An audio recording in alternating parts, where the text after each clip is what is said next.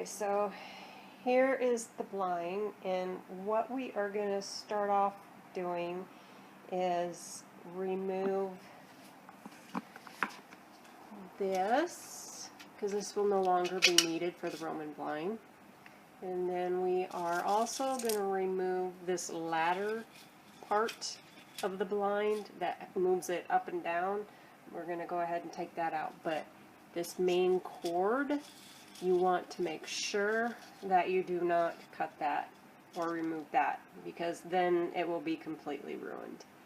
So right now I'm going to go ahead and remove those items that I pointed out to you and free up the little slats. But first I am going to go ahead and take measurements of this blind, because that is what I'm going to cut to my material to. When you cut your material, you want to make sure that you have at least 4 inches extra in the width and 7 inches extra in the length. So let me get those measurements and I will tell you exactly what it's going to end up being. Okay, so I took my measurement, and now I went ahead and I used needle noses, but I actually used the wire cutters to remove this part of the blind. I just kind of got it on there and wiggled it around until it actually popped the plastic, and then I went and cut part of the ladder cord, and you can see how it's kind of released the blinds. But then after we get done doing that, there's these little plastic like tabs in the bottom, and I'll show you how those will be removed, and then we'll untie that, and then that will release all the little pieces of the blind. So bear with me. I'm going to go ahead and show you a little bit of this.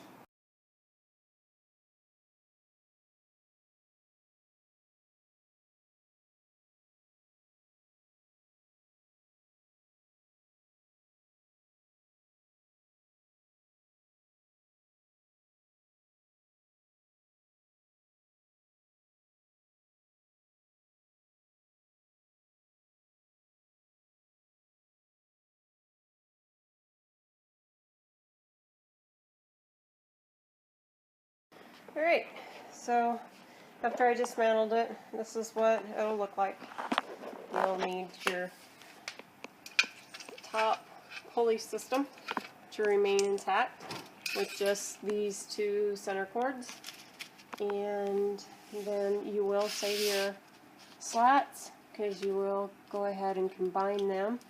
Instead of using dowels like they use in Roman shades, you're going to actually use the slats. And then, like I had mentioned before, we're going to use the bottom as our weighted bottom rail. Right now, I'm going to go ahead and cut out my material. It came out to be 20.5 in width and 40.5 in length. So I'll go ahead and add the plus 4 inches there, and then plus 7 inches here. So my total measurement on that is going to be 24.5 and 47.5 is what I'm going to need to cut out in materials. And then I also need to make 3 pockets for the pleats, 1 sleeve for the bottom rail.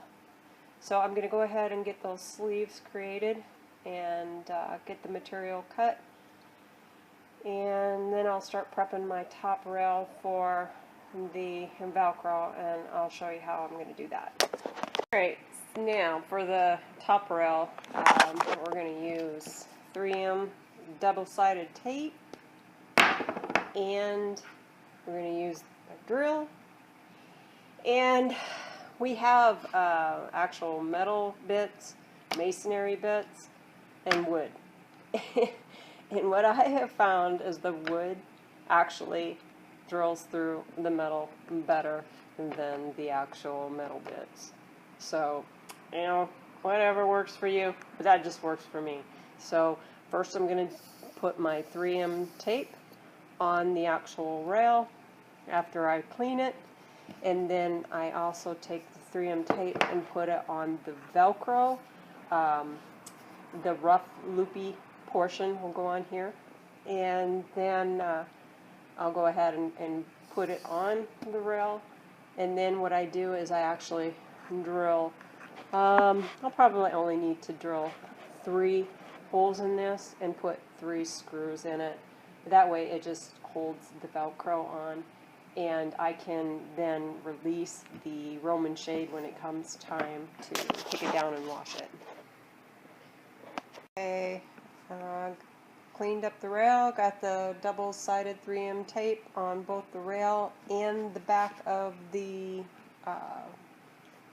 looped Velcro, and drilled 4 holes, put 4 screws in.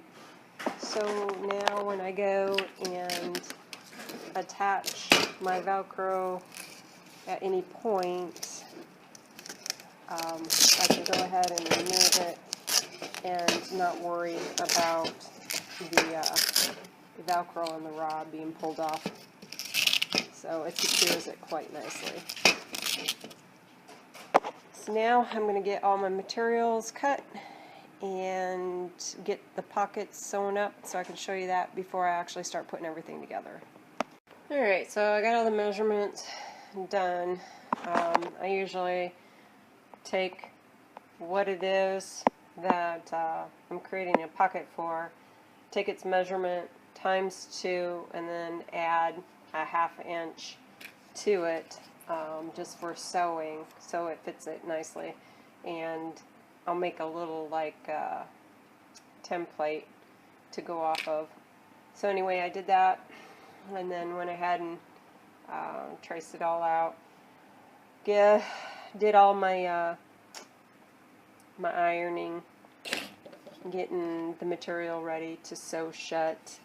I'll go ahead and do the bottom of this first, and then I'll make my cuts, and then my top and my bottom will already be sewn, and do this side, and then what I'll go ahead and do is iron them down so where I sew is on the back side of it so you don't see. So I'll show you that when I'm done. Also got the Roman blind material all cut and pinned, ironed.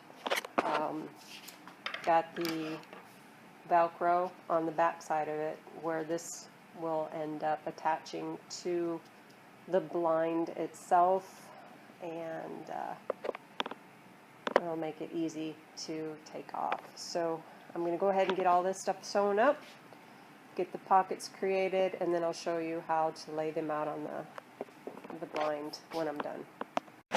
Alright, finally I am done. So let me go ahead and walk you through what I did. Looking at this is going to give you an idea of exactly what you need to do.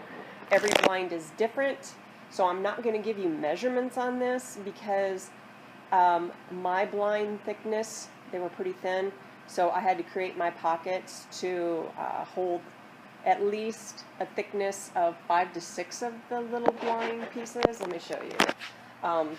I just counted out 5 to 6 of these, put them together. Now you can glue these together if you want, or just put them in there just like this, because the sleeve's going to hold them in place and it's going to keep it pretty stiff. So I don't glue mine, but that's totally something you can do. This is where my first pocket is, and you can see I've got the rail in there. This gives me the weight needed to pull it up and down and keep it taut, but that just slides right out when it comes time to wash it. And I can still clip it into the little clips at the bottom that holds the blind and keeps it from rocking, which is going to be important, especially in an RV. And then I've got the 3 sleeves here that actually hold those blind pieces. Now, depending on where you start your first pocket is where the blind will stop at its first point. So you kind of want to drop it down pretty far. And then again, I don't like to attach mine all the way down to the bottom. You can if you want it to go all the way to the top, but I prefer to have pleats and a finished bottom on mine when I have it hung. So that, I guess my next move is I'm going to go ahead and install it, and I will show you how it operates once it's hung on the window. There you go. Oh, also the little beads you'll need. I just grab beads. You can get anything with, you know, that are rings. I've even used bolts. Who cares? It's in the back. And the RV that it's going in has tinted windows. So, but anyway, I have these really nice silver beads I picked. And you just run your string through each of them, and then you tie it to your bottom one. And then when you go to pull it up, it will make the pleats, and then you can actually stop it and it will hold it in place. Alright. I'll get it hung. I'll be right back. Alright, there you go. It's all hung.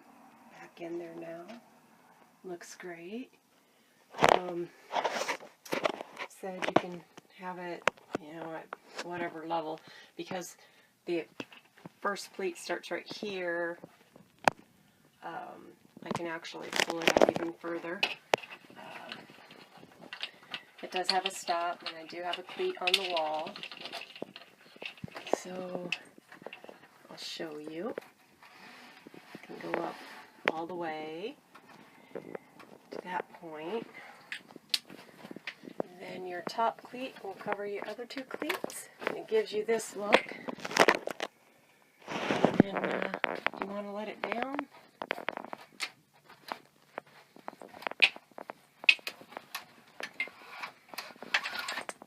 Just let it down.